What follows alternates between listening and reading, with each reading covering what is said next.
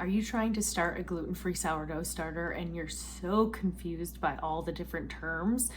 I've been there, I've done that, and I've Googled that, but I am here to help you figure out these sourdough terms so you can get a beautiful and healthy, happy starter to bake recipes with. Hi, my name's Alicia, and welcome to Alicia's Ample Kitchen, where I love to take recipes and make them gluten-free, along with all other fun gluten-free kitchen tips. So let's talk about sourdough starters.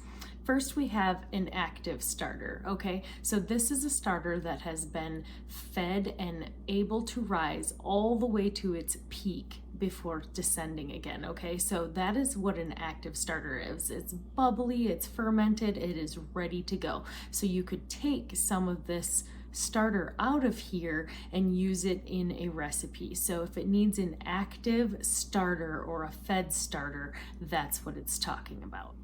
Next, let's talk about discard. This can get a little confusing because if you're just starting on this sourdough journey, when you're going to feed your new starter, your young starter, you're taking some out and throwing it away because it's not ready yet. It requires a mature starter to actually start using that discard. Now, what is a mature starter before we get back to discard?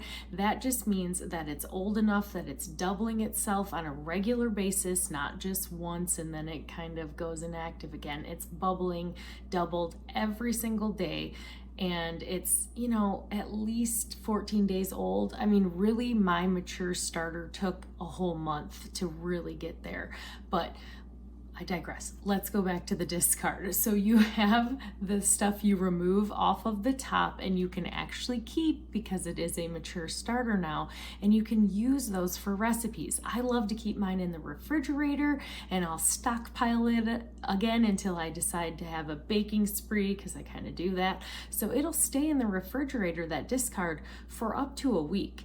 So that is discard. Next, let's talk about hooch. People usually freak out when they see the clear liquid on the top of their starter and they're wondering, what on earth is that? Is it dead? Did I ruin it? Did I kill yet another thing like my poor houseplant? Don't worry, don't stress out, it's fine. It's okay, it's very normal. It's just trying to tell you that it's hungry. So if you start to get that kind of brownish liquid on the top, it's just wanting to be fed.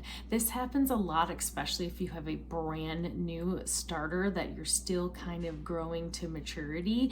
So I like to dump it in the sink and then feed my starter, but you can also, if it's just a teeny tiny amount, you can totally mix it in and it's perfectly fine and normal, so don't stress. Let's talk about feeding a starter. So you've taken off your discard or your active starter and you need to feed your leftover starter, which this is also called the mother starter because you always keep a little bit of the mother starter to continue and get more active starter or discard, right? So we're feeding our mother starter.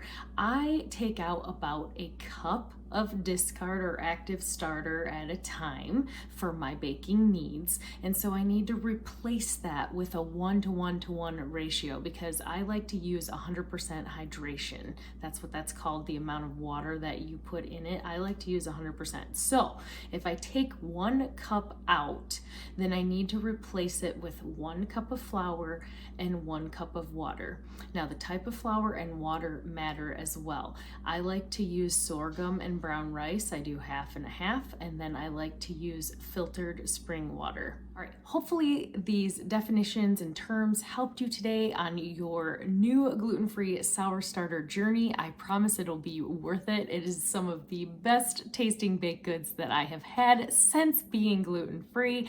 If you liked this, make sure to give me a thumbs up and hit that subscribe button so you can keep getting more gluten-free kitchen tips, recipes, and tricks.